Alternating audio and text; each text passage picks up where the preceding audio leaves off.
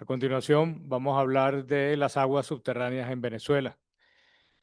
Vamos a trabajar con el ingeniero Fernando De Carli. De Carli es técnico en geología y minas del año 74, licenciado en geografía de la Universidad Central de Venezuela en 1982, diplomado en gerencia y manejo de aguas subterráneas de la Universidad Hebrea de Jerusalén, con maestría en tecnología hidrogeológica de la Universidad Politécnica de Madrid y certificado en hidrología isotrópica del Centro Internacional de Viena.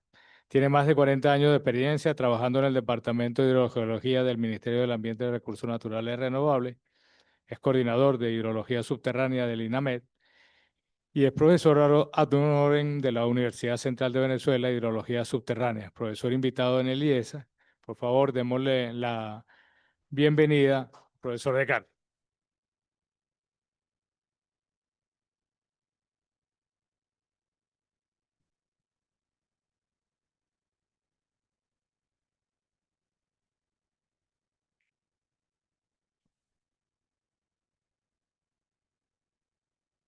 Muy buenos días. Bueno, quiero primero agradecer al comité del evento por la invitación y bueno, también por compartir con ustedes una experiencia de la parte de agua subterránea, sobre todo dirigida a los estudiantes. También celebrar el reconocimiento, merecido reconocimiento al doctor Galdón, quien ha aportado muchísimo en lo que es los recursos hídricos en Venezuela. Bueno, un poco hablar sobre las aguas subterráneas en Venezuela es remontarnos un poco en la época desde los años 30 y vamos a hacer como una especie de recorrido institucional. Vamos a hablar de las características, de las referencias, de los proyectos especiales que se han logrado. Y bueno, también las perspectivas y, por supuesto, de la parte hidráulica, el campo de la hidráulica, de las aguas subterráneas y de los profesionales en el agua. Entonces, sin más que abordar, vamos a entrar de lleno en la parte de aguas subterráneas. Bueno. Bueno, no, lo que quería aquí acotar con esta gráfica es que, bueno, muchos se olvidan de que el agua subterránea es parte del ciclo hidrológico. Pueden ver en la imagen que está la precipitación, el escurrimiento, la infiltración, la percolación y llega al acuífero. El agua subterránea no tiene el impacto de las aguas superficiales. No se ve por lo menos un río que uno lo puede palpar, una cascada, ese impacto visual, porque es un recurso invisible. Pero resulta que es una de las reservas más grandes en cuanto a la agua dulce más grande del planeta, siendo el 30% de la distribución de las aguas, de la reserva, de agua dulce. Y casi a un poquito más del 90% de las aguas dulces líquidas en el planeta. Entonces, con esa perspectiva, hay un mundo de posibilidades para aprovechar las aguas subterráneas. Claro, no son reservas totales.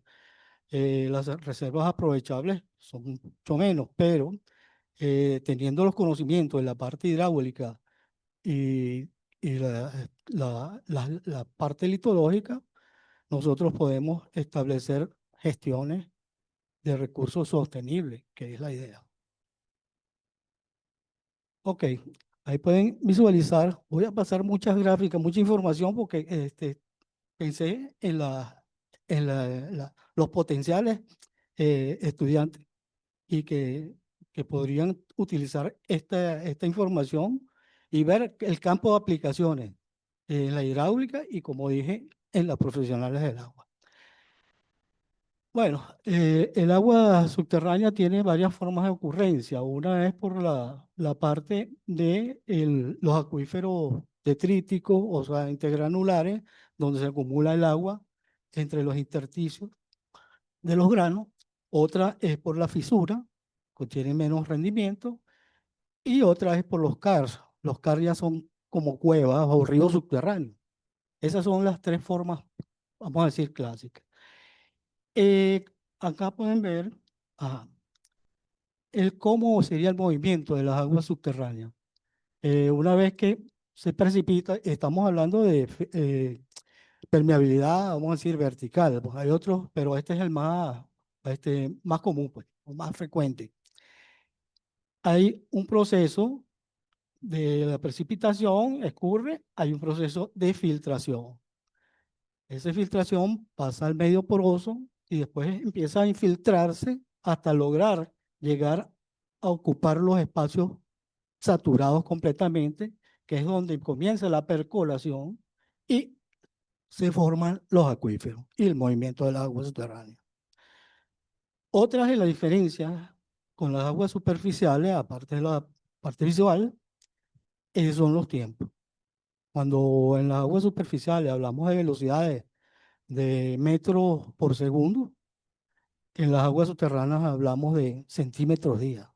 Entonces hay una notable diferencia en cuanto a la parte de evaluar la recarga, su traslado o su fase de circulación hasta la descarga. E incluso hay tiempos de concentración que pueden durar meses, décadas, siglos, milenios. Entonces, estos hay que considerarlo sobre todo cuando hay un efecto, hay que hacer un análisis hidráulico. Bueno, en Venezuela hay muchos sitios que han sido utilizados con mucha intensidad y han agotado incluso algunos acuíferos, como hay otros que han sido subutilizados. Entonces, lo que le comentaba, que con la reserva como de agua dulce eh, y su comportamiento hidráulico permitirán sistematizar y evaluar su procedencia. Porque uno de los problemas era que antes se utilizaba el agua subterránea, sabían de su existencia, la aprovechaban, pero no sabían su procedencia. Entonces, era un poco jugar, bueno, y habían hipótesis y teorías de estas muchas causas místicas y creencias de que el agua de mar se combinaba en el subsuelo y se tornaba dulce. En fin, muchas de estas hidromitos. Y bueno, es cuando nosotros proponemos evaluar cómo ha sido la institución de las aguas subterráneas en Venezuela y que le han dado un carácter ya más formal. Y empieza realmente en el año 1936 con la creación del Ministerio de Obras Públicas. Ya empiezan a estudiarse de forma sistemática las aguas subterráneas, después pasa a hacer un departamento de fuentes subterráneas en el Instituto Nacional de Obras Sanitarias. Está también la participación del Ministerio de Salud con el Departamento de Malariología, del cual se hicieron unos programas de perforación en los acueductos rurales que todavía existen pozos de esa época, identificados como acueductos. El MAP y el IAN perforaron más de 1000 pozos en 20 estados ya en los años 60. El Ministerio de Minas empezó a hacer ya un programa bastante dedicado pues, con el inventario de 6500 pozos y se empezó a trabajar con, la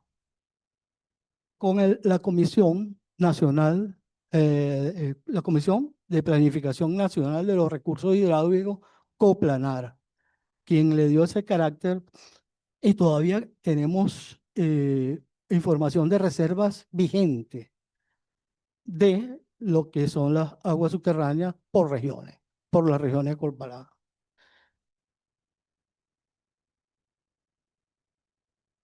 El Ministerio del Ambiente, con la creación del Ministerio del Ambiente, se agrupan todas estas instituciones que estaban dedicadas a aguas subterráneas, como el MAP, el IAN, el Ministerio de Minas, se centraliza la información y comienzan a desarrollarse las redes, los estudios hidrogeológicos, la cartografía.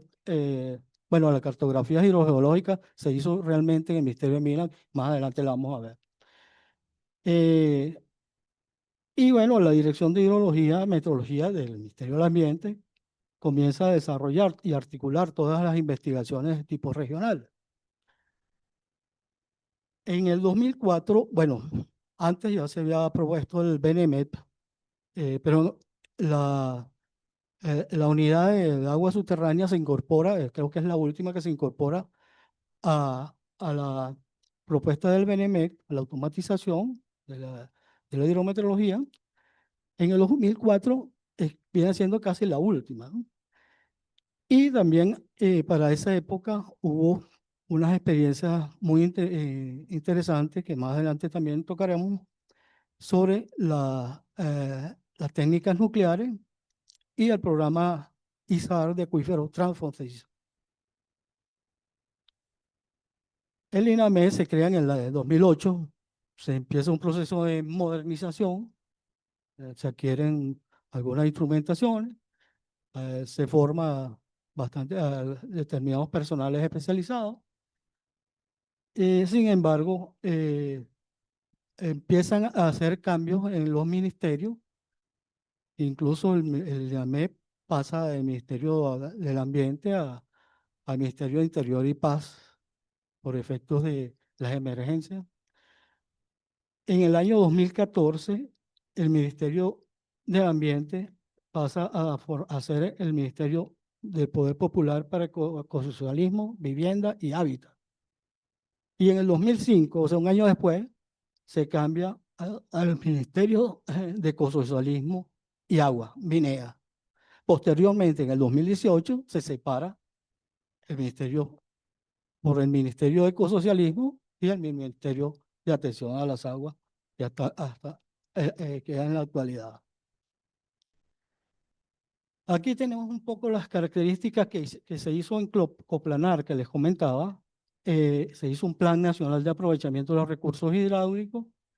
Este plan también hizo una documentación del recurso de agua subterránea y logró determinar en estas regiones los volúmenes de reserva que hasta la fecha son los datos que se manejan.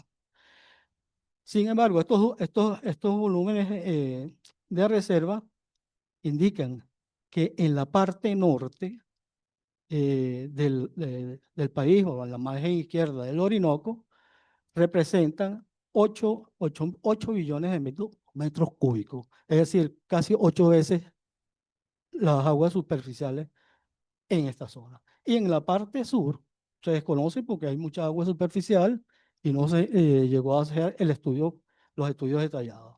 En cuanto a las regiones hidrogeológicas de Coplanar, vamos a decir, los llanos centro-occidentales ocupan la mayor participación en cuanto a los espacios.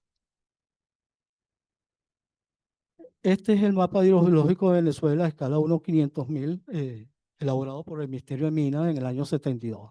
Este mapa tiene una trascendencia porque son escalas 1/500.000, pero es trabajado con fotografías aéreas de 25.000. Después se trabajó a 100.000 y se publicó a 500.000. Eso, el nivel de detalle es muy preciso. De hecho, bueno, aquí, perdón, ¿cómo ellos podrán? Aquí. Ah, se hicieron 13 hojas cartográficas. Esta zona todavía no tenía todavía eh, los estudios realizados. Y además, para esa época, para hacer una hoja, se hacía en planchas metálicas y costaba, aparte del dinero del mundo, un esfuerzo enorme. Bueno, ya están incorporados con los métodos modernos, pero para esa época era muy difícil. Bueno, también se hicieron estudios especiales como la cuenca del lago Valencia, la planicie de Maracaibo, Mesa de Guanipa, Margarita, Coro, Quíboro, Guárico, en fin. Se desplegó los estudios hidrogeológicos y con los mapas de medio pozo, empleando perfiles de pozos petroleros, fue que realmente se logró hacer las estimaciones de los órdenes de magnitud de las reservas hidrogeológicas por regiones. Tenemos una base de datos histórica donde la distribución por entidades federales, el Zulia representa más de 3.000 pozos. Esta data no se ha actualizado desde hace más o menos 20 años. O sea, los más recientes son 20 años. Y bueno, le sigue Guárico, Aragua, Anzoátegui. Casi todos estos son alrededor de unos 15.000 pozos registrados. En cuanto a la parte del el tipo de obra de captación, los pozos perforados representan el 60 y tanto por ciento, mientras que los pozos excavados, creo que no distingo bien aquí, pero bueno, como un 15-18%. Hay un 5% de pozos para la época de observación. En cuanto a los porcentajes del uso, para el uso de los pozos, el 51% representa abastecimiento, 40 y tanto por ciento agrícola y 5% de investigación. El tipo de usuario, el 73% privado y el resto público. Aquí pueden ver la densidad desde la parte norte, cómo es la cantidad de pozos que están distribuidos. Como decía, son alrededor de 15.000 pozos que están registrados, que cada pozo de estos también tienen información de la hidrología, de calidad de agua, de niveles, y muchos de ellos también tienen pruebas de bombeo. Esta información hay que actualizarla, un reto que queda para esta nueva camada, ¿no? Aquí lo importante es que todos estos registros tienen esa información y está concatenada con módulos como dije, de litología, química y de hidráulica. Aquí tienen también el mapa hidrogeológico de Venezuela, donde las unidades litológicas con más posibilidades están representadas en color azul. Las verdes son las que están, los acuíferos fracturados, y la suma de ambos representan el 55% de posibilidades potenciales de aprovechamiento de las aguas subterráneas en la superficie del país. Aquí tienen una secuencia de lo que fue la red, o que, bueno, fue porque ahorita no se está midiendo, la red de observación de pozos. Empezó en el año en 1973 hasta el 85. Estas clasificaciones eran porque cambiaban el tipo de área, la cantidad de pozos medidos y la frecuencia de medición. Esta fue con la mayores áreas, mayores pozos medidos, y la mayor frecuencia fue con el inicio. Actualmente, prácticamente no estamos midiendo ninguna red. Se hizo un intento con el Valle de Caracas, pero cuando empezó realmente a hacerse las mediciones, vino la pandemia y paralizó todo tipo de medición. Incluso se vino aquí a la Universidad Católica Andrés Bello. Aquí hay un pozo de la red que creo que está desde el año 73, que se utiliza como monitoreo. Y cuando vinimos a ver, había ya otro pozo que creo que lo están utilizando como aprovechamiento, y ese incluso se planteó para utilizarlo y dejar un sensor, un transductor de presión para que monitoreara las aguas. Bueno, pero los estudios formales dicen que que la red debe contar como mínimo de 1.448 pozos y lo máximo que se llegó fue a 951. Entonces, todavía queda ese reto y hay incluso algunos sensores que se adquirieron en el INAMED, transductores de presión, que permiten obtener la medición aparte de tiempo real con conexiones directas. Aquí está lo que le comenté con los proyectos con el Organismo Internacional de Energía Atómica que hizo la unidad de agua subterránea. Con estos proyectos se hicieron unos estudios bastante aplicados, en el sentido de que se utilizó la misma agua como como un trazador, porque son por isótopos estables. Aquí lo que hay que hacer es hacer unas campañas de muestreo, tanto de agua, de los embalses, de los ríos, de los pozos y de la lluvia. Y con eso construir lo que llama la línea meteórica, eh, que es la que nos va a decir si están dentro del tipo de agua que está influenciando. Ahorita vamos a ver por lo menos bueno, se hicieron tres proyectos, el de la cuenca del lago Valencia, el de acuífero de Valle Caracas, fue el de determinación de recarga de movimiento de flujo subterráneo aplicando técnicas isotópicas, el sistema de riego Río Guárico y en el de Yacambú. Se hicieron dos a la vez. En el lago Valencia se llegó a hablar un poquito rápido porque el tiempo y me interesa que ustedes por lo menos conozcan todas las experiencias que se dieron y que se pueden aplicar, ¿no? En la cuenca del lago Valencia se determinaron, tanto con la parte química como isotópica, que las aguas profundas están relacionadas a aguas sulfatadas, mientras que las aguas juveniles someras están relacionadas a aguas carbonatadas.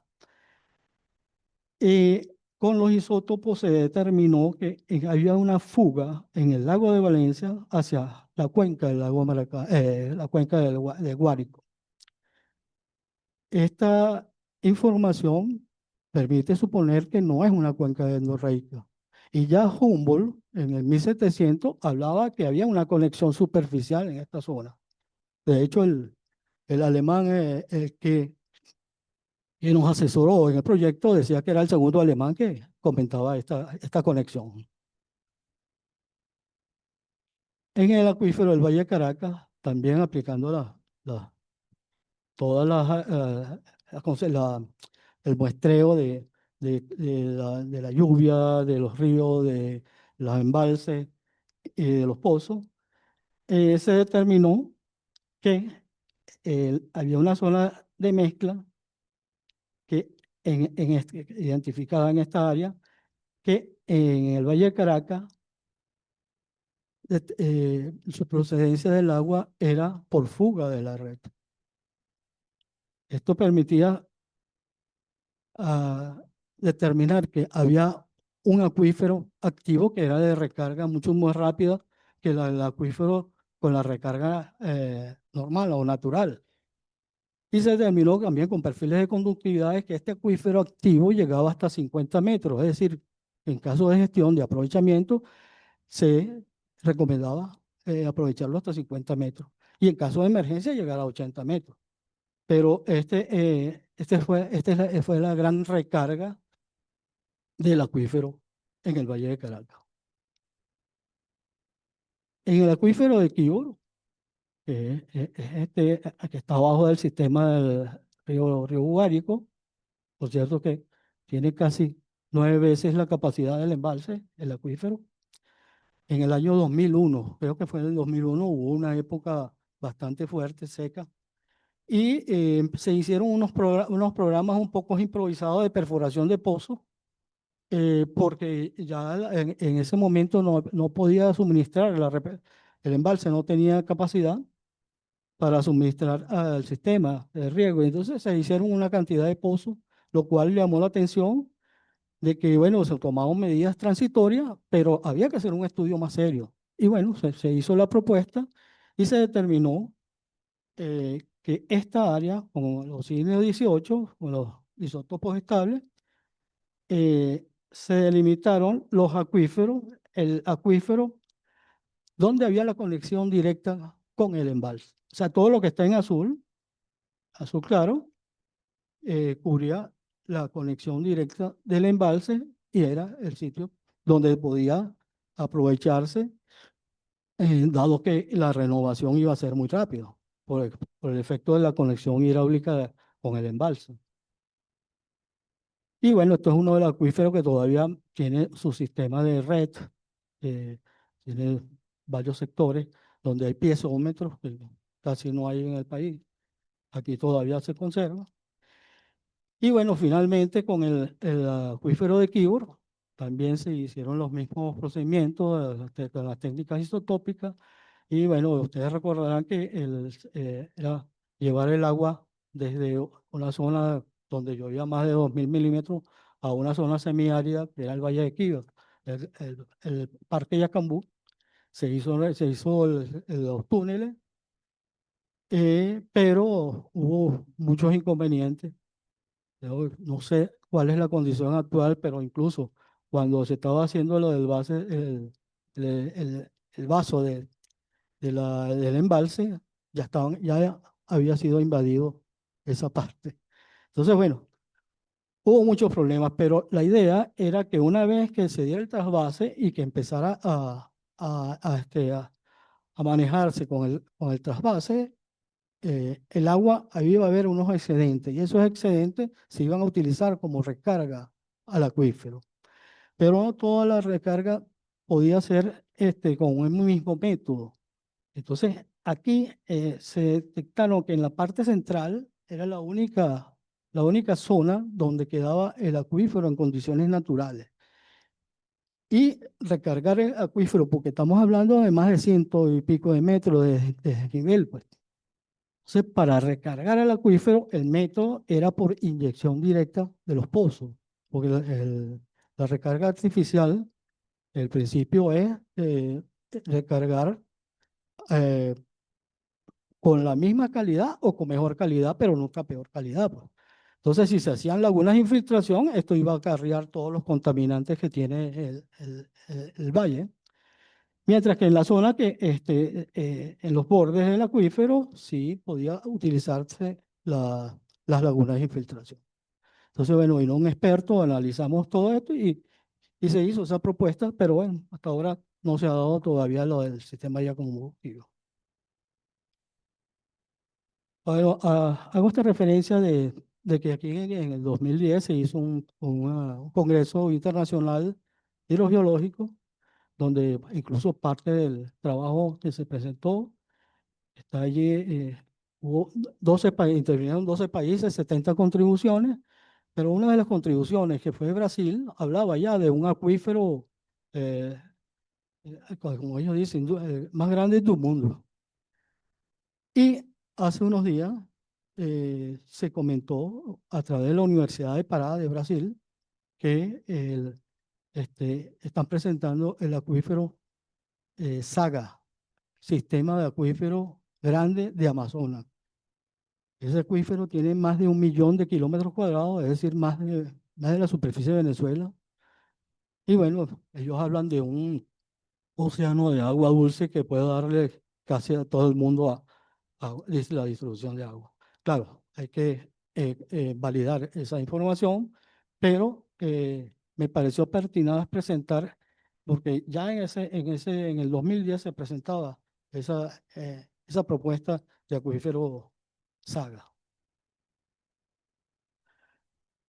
Bueno, aquí también se logró dentro de las bases legales incorporar las regiones del sistema de clasificación de las provincias y subprovincias. Esto viene desde la época de Osvaldo de Sola.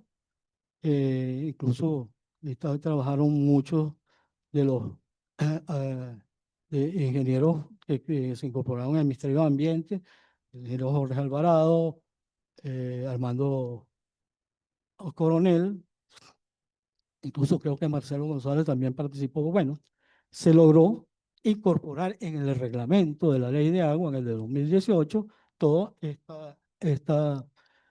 sistema de clasificación de provincias, de las 4 provincias, así como hay cuencas en la parte superficial, están las cuencas como el nivel más grande, y después la subcuenca. Bueno, nosotros tenemos las provincias y subprovincias. Y se logró que se colocara como un instrumento legal para que facilitara la planificación de su aprovechamiento. También con el sistema ISAR, el Programa Acuífero Transfronterizo de las Américas, que fue desde el año 2003 hasta 2015, se lograron identificar 73 sistemas acuíferos en todas las Américas, de los cuales 31 están en América del Norte, creo que dice 13, ¿no? En América Central, no, perdón, en el Caribe, 4 en el Caribe, 13 en América Central y 30 en América del Sur. Eh, Venezuela. Venezuela. Bueno, aquí en ese programa se lograron publicar 4 libros. Uno de los sistemas de identificación del inventario de todos los acuíferos, otro que es la base legal, otro que es las características socioambientales y climáticas, y el último que es de la gestión estratégica por las regiones. Estos los pueden bajar en el PNUD, están en la red. Y Venezuela en ese momento presentó también sus 4 acuíferos transfronterizos, que son el sistema Táchira-Pamplonita, que tiene la ventaja que los dos tienen zonas de recarga en ambos países, el acuífero de la Guajira, y así aquí sí estamos aguas abajo, el acuífero de Roraima, que por complejo de ser acuífero fracturado, es difícil delimitarlo. Y entonces, bueno, ahí tendríamos incluso conexiones bueno, la zona de reclamación, Guyana, Brasil. Y el acuífero Amazonas, que inicialmente era el Arauca, y Brasil hizo una propuesta que está todavía en revisión, porque prácticamente era conectar dos sistemas, como es el Orinoco y parte de la Amazonas, por las condiciones. O sea, el argumento era que tenían las mismas condiciones geológicas, sin embargo no había conexión hidráulica. Entonces, realmente inmanejable. Eso está cuestionado, este sistema de acuífero. Bueno, llegamos también a lo que es algo fundamental para nosotros en las aguas subterráneas, que es la ley de Darcy. El ingeniero Henry Darcy, con sus experimentos, logró con un tubo rellenarlo con medios porosos y agregarle agua y dejarlo a descarga y tomar las presiones. Y con eso logró la ecuación de Darcy, que es la ecuación, vamos a decir, universal para nosotros en la parte hidráulica de las aguas subterráneas, del flujo de las aguas subterráneas. Y bueno, es eso, pues.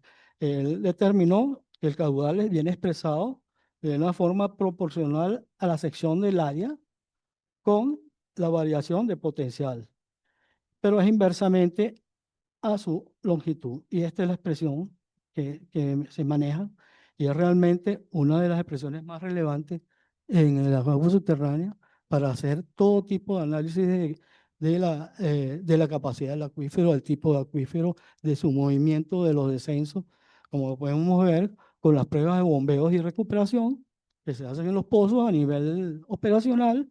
Y con eso, aquí la idea es hacer unas mediciones con un bombeo constante, y se va haciendo las curvas de descenso, y con ello se determinan 2 parámetros fundamentales, que son el coeficiente de almacenamiento de los acuíferos y la transmisividad. Con estos 2 parámetros nosotros podemos determinar los acuíferos,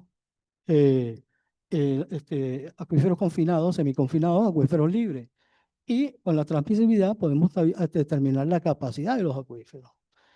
También la radioinfluencia, predecir los niveles de descenso, en fin, determinar las pérdidas de cargas del pozo y hacer los caudales recomendables sostenibles. O sea que este es una ecuación para nosotros fundamental en la sostenibilidad de la gestión. Bueno, ya empieza un proceso de automatización. Cuando nosotros hacíamos el inventario, íbamos, creo que el mapa más detallado era 1.25.000 y la precisión del punto cuando se iba a depender del grosor del relleno, ¿no? Cambio ahora, bueno, hay lo que se llama los GPS, hay modelos de exploración, de exploración mucho más efectivos, y están las herramientas, las imágenes satélite, los programas especializados en modelaje, los sistemas de información, los mismos modelajes hidrodinámicos y lo último, la digitalización y el impacto ambiental. Con datos básicos y un buen software se pueden obtener prácticamente mapas potenciales de aguas subterráneas muy rápidamente.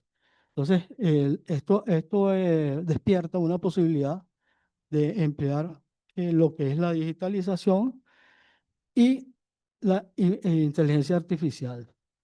Entonces, esas soluciones digitales son sobre todo la combinación de las soluciones digitales con la inteligencia artificial nos permiten predecir eh, incluso desafíos en cuanto al suministro de agua.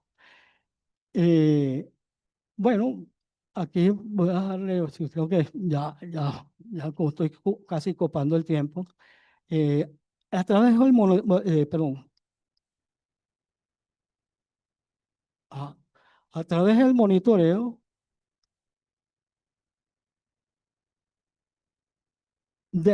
tanto de sensores de calidad de agua como de sensores de niveles de agua, nosotros podemos eh, correlacionar con el Internet y hacer las transmisiones reales y enviar esto a los grandes almacenamientos, generar los informes de alerta y tener un documento técnico para la gestión en la toma de decisiones, que hay zonas donde están totalmente desabastecidos de personal y de profesionales especializados. Bueno, ya casi culminando las consideraciones finales, podríamos decir que en el país existen experiencias puntuales que han sido satisfactorios en cuanto a la gestión de las aguas subterráneas, pero en la actualidad hay déficits de personal especializado y desarticulación regional y local. Eso prácticamente es general en casi todo el país. Se requiere reforzar la estructura media, es decir, todavía quedamos los muy viejos y los muy jóvenes, pero la estructura media prácticamente ha desaparecido. Coordinar con las universidades y los centros de formación los programas de capacitación de hidrología subterránea en diversos niveles, que esto que creo que es una de las prácticas. Concretar la aplicación de bases de datos robustas, porque las bases de datos son muy vulnerables y cualquier institución que tiene estas bases así en Excel prácticamente se han perdido en casi todas las instituciones. Bueno, regulación de control técnico de consultoras, realmente a veces abusos en cuanto al tipo de técnicas que están utilizando, que no son validadas por la comunidad científica. Y bueno, ya con la digitalización, la inteligencia artificial, prácticamente lo que nos deja en claro es que el futuro del agua es prácticamente digital. Y quiero terminar con esta reflexión final, que no es morir con los ojos abiertos. Es decir, sabemos que están pasando las cosas y nos quedamos, no sabemos hacer y no hacemos nada por revertir esta situación. Entonces, este tipo de eventos, eh, hay mucha de la información, de la parte de la modernización de la instrumentación, de la capacitación, que nos permite dar alternativas para que no suceda esto. Bueno, y finalmente le agradezco su atención y bueno, cualquier pregunta completamente a la hora.